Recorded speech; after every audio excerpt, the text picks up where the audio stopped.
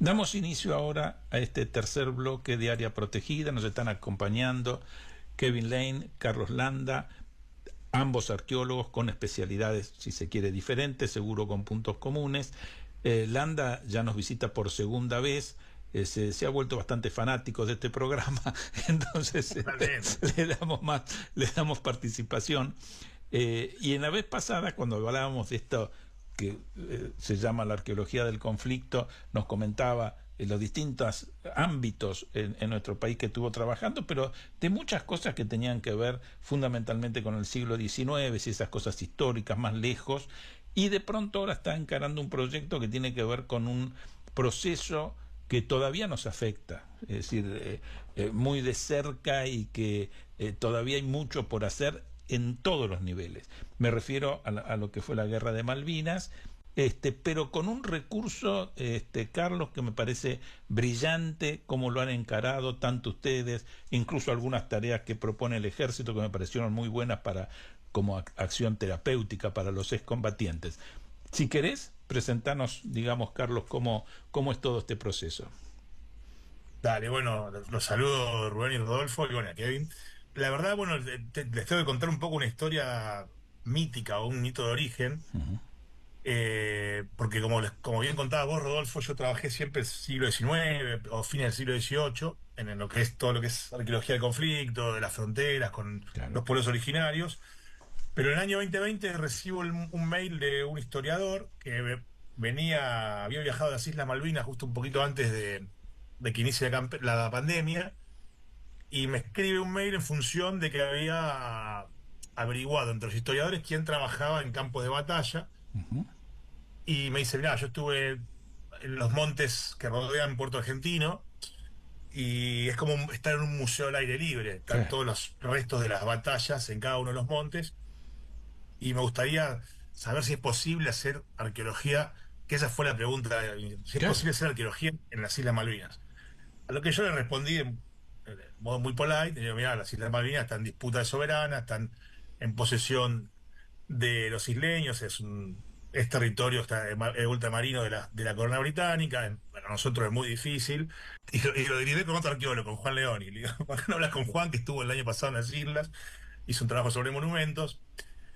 Le digo, pero ¿por qué no pensamos una forma tal vez más antropológica, ¿no? Sacando esa idea de arqueología, el imaginario de arqueología que son las excavaciones y Claro. los artefactos, pero trabajar con los veteranos de guerra en función de sus cosas, de sus objetos, Uh-huh. aquellas que les permitió atravesar su experiencia bélica, y aquellas de la posguerra, que muchos veteranos hablan como la Segunda Guerra. Mm. Y empezamos a hacer entrevistas a los veteranos de guerra, ya llevamos más de 90, desde sus objetos. ¿No? Claro. No, las clásicas preguntas que se hacen a los veteranos de guerra: ¿tuviste miedo? ¿Tuviste hambre? ¿Tuviste frío? Uh-huh. No, nosotros les pedíamos que traigan cosas y que hablen de sus cosas. Y salieron, la verdad que salió un trabajo de memoria muy bueno.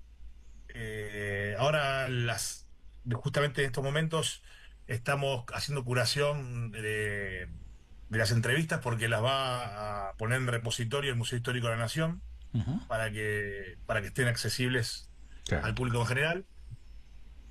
Pero bueno, no nos quedamos ahí, porque la pregunta, ¿se puede hacer arqueología en las Islas Malvinas? Seguía dando vueltas. Claro.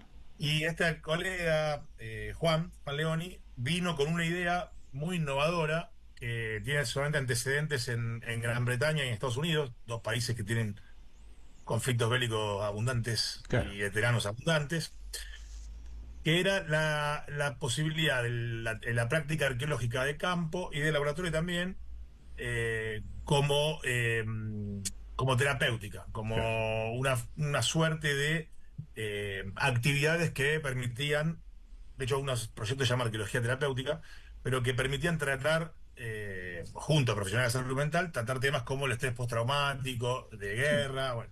De sanar heridas. Sanar, claro, de Claro. aportar un poquitito Seguro. a los traumas que sufrieron, además, creo que todos los veteranos, en No, mayor o menor seguro. medida. Sin duda. Y bueno, lo empezamos a desarrollar, nos acercamos a profesionales de salud mental, específicamente fuimos a hablar con la gente las Fuerzas Armadas en conjunto, el Centro de Salud Mental del Veterano de Guerra de Malvinas de las Fuerzas Armadas en conjunto, que está acá al lado del Instituto Geográfico Nacional, Ujú. donde se tratan muchos de los veteranos. También es interesante la historia de la salud mental y los veteranos de guerra de Malvinas. Seguro. Argentina recién en 2004, 22 años después de finalizada la guerra, tiene un centro eh, De oficial y salud, claro. los nuclea, porque muchos veteranos hicieron sus tratamientos aparte y en hospitales públicos, pero un centro oficial de las Fuerzas Armadas en 2004 se creó. Bueno, nos acercamos a ellos con estos antecedentes de proyectos británicos y norteamericanos y con nuestra idea. Y pudimos generar un diálogo transdisciplinar, un poco lo que contaba Kevin con otros profesionales, con el tema de las represas, ¿no? Me parece un punto muy fuerte que tiene la arqueología, ya la arqueología en sí es inherentemente interdisciplinaria, por todos Claro. los temas que toca y por todos los profesionales que uno tiene que tocar, pero al vincularse con otros se genera un diálogo de ida y vuelta que, que, que traspasa las fronteras de la disciplina, ¿sabes? Se genera un diálogo en común. Y eso me parece que es algo que tenemos que rescatar de lo nuestro. Y pudimos llevar a cabo dos experiencias muy buenas, muy conmovedoras y que están ahora en fase de análisis por parte de los profesionales de salud mental. Eh, Invitamos a veteranos de guerra a hacer actividad arqueológica específicamente en campos de batalla de continente, ¿no? Sí, sí, Del claro. siglo XIX que trabajamos nosotros, y en fortificaciones militares. Esto a pedido del director del Centro de Salud Mental, Martín Bourdieu, que es a su vez veterano de guerra, Ujú.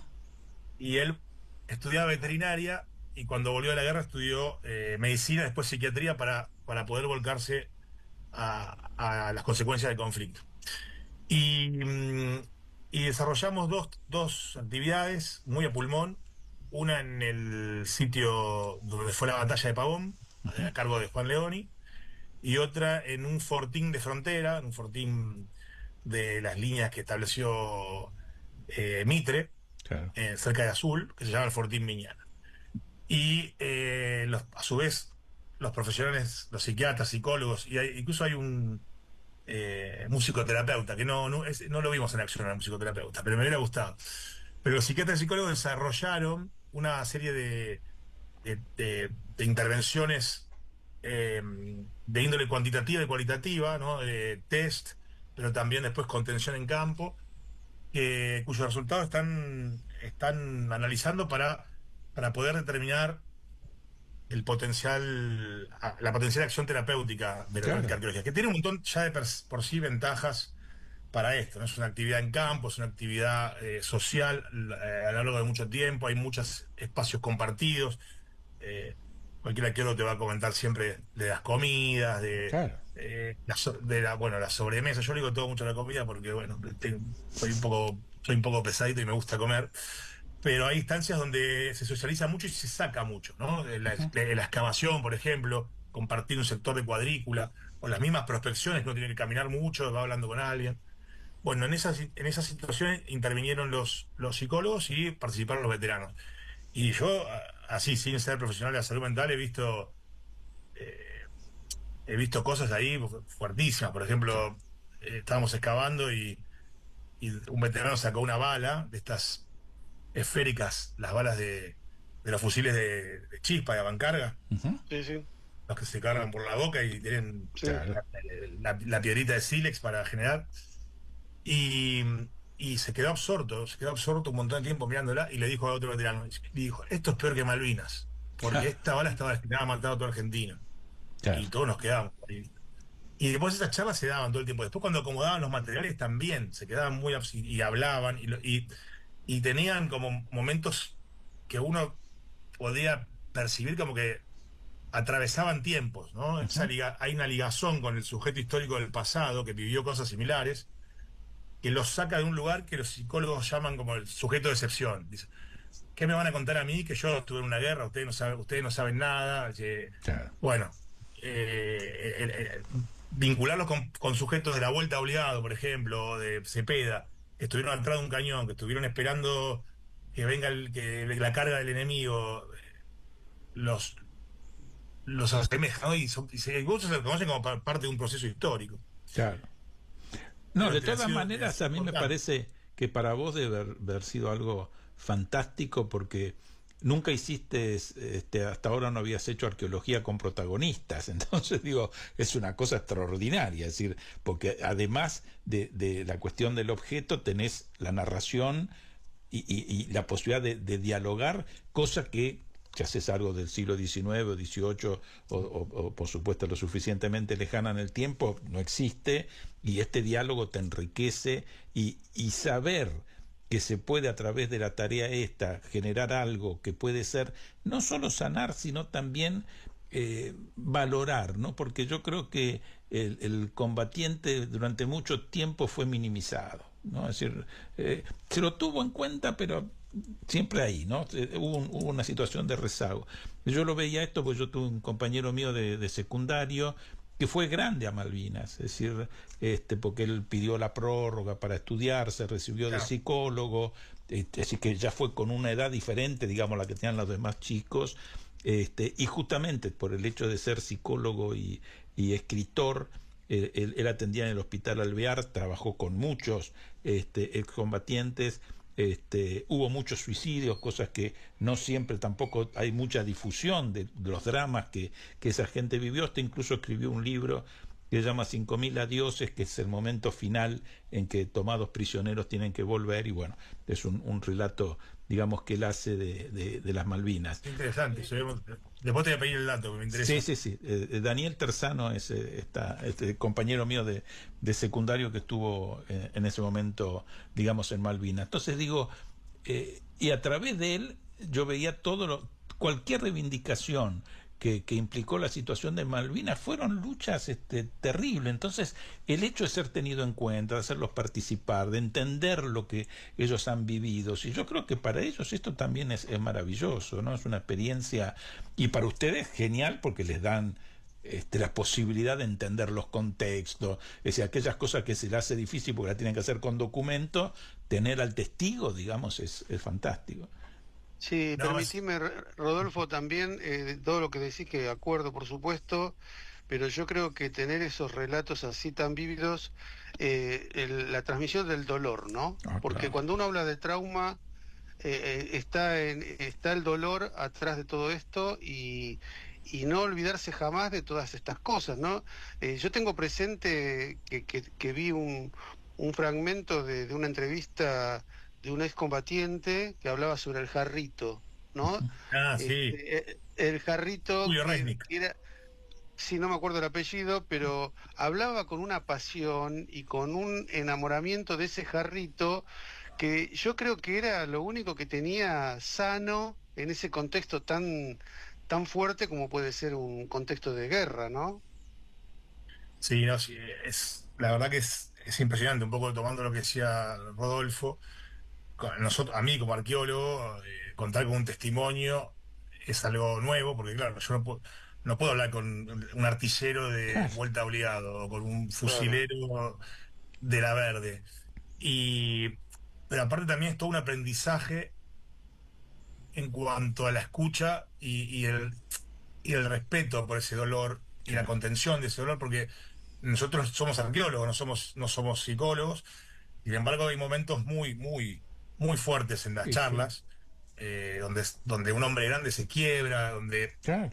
donde uno puede ver esa distinción entre evocar y recordar, que no es lo mismo evocar que recordar, ¿no? Recordar es volver a vivir, es pasarlo por el corazón nuevamente. Tal cual. Y, y, mm, y yo lo he visto, ¿eh? Esa persona no está, te está hablando, pero no está en este momento, no está en este momento, está reviviendo algo fuerte y doloroso, y hay que estar ahí y sostener miradas, y uno va aprendiendo también haciendo esas entrevistas, y es un honor también. O sea, yo lo he vivido así, Claro. y nos vamos, muchas entrevistas nos vamos mal, nos vamos con la cabeza dando vueltas, difícil dormir. Así que imagínense en la piel de un veterano. Y También había tenido, también de cierta forma había tenido otro tipo de veteranos, ¿no? Los malvinenses mismos. Claro. ¿Cómo ha sido cómo fue la relación con ellos? Sé que había alguna relación. con los Porque ellos isleños, también fueron, claro, ellos también fueron testigos. Sí, pero cuando fuimos nosotros allá a campo, Sí, sí, sí, sí. no, nosotros fuimos, porque terminamos yendo a las Islas Malvinas y terminamos haciendo trabajo de campo en las Islas Malvinas. Nosotros hicimos una prospección del Monte Longdon y del Monte Tumbledown. Y realmente estuvimos los 6 días. La única relación que tuvimos con isleños fue con Tony Curtis y su equipo, que fue quien nos llevó a campo. Y él es lo que se llaman los niños de la guerra. Tenía 9 años cuando fue la guerra, yo tenía 7. Claro. Y hay una foto muy, muy famosa en el Dockyard Museum en Puerto Argentino. Es Stanley, ni siquiera se llama, Sí, no es sí, más claro. Port. Eh, una foto enorme donde pasa un tanque argentino y hay un nenito rubio con una nenita rubia de la mano mirando cómo pasar el tanque. Bueno, ese es Tony Curtis, que nos llevó. Claro. Y al principio, bueno, Tony es guía turístico, entonces su ingreso económico pasa por llevar turistas y hay toda una semana en Malvinas ellos llaman la Semana Argentina, que es cuando el avión toca Río Gallegos y levanta a todos los argentinos que quieren ir a las Islas Malvinas. Ujú. Se llena de argentinos. Y al principio Tony chicaneaba un poco, hablaba en inglés, obviamente, Juan Leoni habla muy bien inglés, yo me defiendo. Bueno, tiraba un par y después se consustanció con nosotros y nos dijo que éramos muy serios, que trabajábamos muy bien, que éramos muy respetuosos y nos llevó a lugares fuera del circuito turístico. Nos llevó a un escondrijo de inteligencia del Regimiento de Infantería 3 que casi prístino, o sea, estaban hasta las ovejas depostadas, eh, la- eh, los restos de Italasa, los restos de armamento tipo bazooka. Ujú. Pero increíble lo que estaba ahí. Y ese no lo iba a visitar nadie. Y tuvimos muy buen vínculo, pero después realmente no. Como trabajamos todo el día, de las 6 de la mañana hasta las 7 de la tarde, después íbamos al hotel, y el hotel estaba regenteado por chilenos y, y gente de las islas, de la isla Ascensión, de la isla Sí. Están de cuna. Estado de Cuña, ahí va. De esa. Y después, bueno, y había gente también del sudeste asiático. Pero entonces no tuvimos mucho contacto con los isleños. No pudimos trabajar. Pero sí esto que es de Tony, que se consideraba un niño de la guerra. Y Claro. hay trabajos de la arqueología por parte del equipo escocés que trabaja con las memorias de los isleños. Mm. Y decís, Carlos, que pudieron hacer algunas prospecciones ahí en Monte Longdon o Tumbledown, ¿así se Sí, dice? sí, sí. No, hicimos un trabajo impresionante porque aprovechamos al máximo el tiempo que teníamos, que es esta semana, y Tony nos pasaba a buscar a 5:30 de la mañana y nos buscaba a las 6:30, 7, cuando aprovechamos mucho, viste que al estar tan al sur, en noviembre, cuando fuimos el año pasado, la Claro, ventana de luz es muy grande, sí, pero es Malvinas, entonces vos tenés Claro. 20 minutos de nieve, 20 minutos de agua-nieve, 20 minutos de lluvia, 20 minutos de viento, 20 minutos de sol. claro. Y éramos 6, hicimos transectas, hicimos una prospección por transectas en equipos de 2 y hicimos un relevamiento de dron de todo el monte Longdon y parte de Tumbledown. London lo relevamos completamente y Tumbledown, puntos específicos donde más se combatió, donde combatieron diversas secciones. Ujú. Y excepto el último día que nos tuvo que rescatar Tony, de hecho, Tony nos dijo, ustedes cuenten conmigo siempre, yo aunque tenga clientes llevándolo a otro lado, tiene un problema, me llaman y voy a ir. Porque se enganchó al final, al principio estaba medio picante, después se enganchó. Mm. Y nos tuvo que venir a buscar, nos tuvimos que esconder en las cocinas de Temple, en una cueva que hay. Y es increíble porque nosotros fuimos con el apoyo del Comando Antártico, de toda la ropa de la gente que va a la Antártida, la ropa que nos dio el ejército,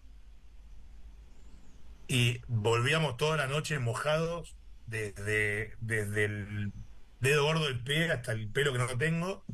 Pero claro, volvíamos al hotel calentito, comíamos algo rico, Claro, dormíamos. sí, sí. Pero no puede estar seco, no puede estar seco nunca. Qué Imagínate va. 1982, es algo impresionante. Y estamos procesando los datos, volvimos con 7.000 fotos, 650 puntos georreferenciados, pozos de zorro, trincheras, covachas, vías de circulación, objetos teníamos la única posibilidad que teníamos y que en realidad estaba muy bien, no se puede excavar. Y no tiene sentido excavar, porque Sí. cada pozo de zorro es una unidad de excavación, no te alcanzan 20 años para trabajar ahí. Claro, Claro. claro, claro. Los mismos equipos británicos, escocés que trabajó en Tumbledown, tampoco lo dejaron excavar. Lo que hay que hacer es una buena matriz para poder integrar distintas vías de análisis. Los testimonios, fuimos con veteranos de guerra, fuimos con 2 veteranos de guerra. Eso es algo interesante que no han hecho, es que hicimos reconstrucción de 2 acciones dentro del combate. Un contraataque y la defensa de una posición. Con los protagonistas ahí, que cada uno perdió, un cabo perdió 6 hombres y un teniente perdió 9 en esas acciones. Sí. Y fue durísimo, fue muy fuerte, muy fuerte. Teníamos trabajos previos de entrevistas, habíamos hecho con cada uno de ellos 4 o 5 entrevistas de 2, 3 horas cada una. Pero así todo fue muy conmovedor y muy fuerte lo que vivimos con ellos. Y básicamente lo que hicimos fue traquearlos y que ellos vayan buscando sus espacios. Traquearlos es le pusimos un GPS en la espalda y con Mm.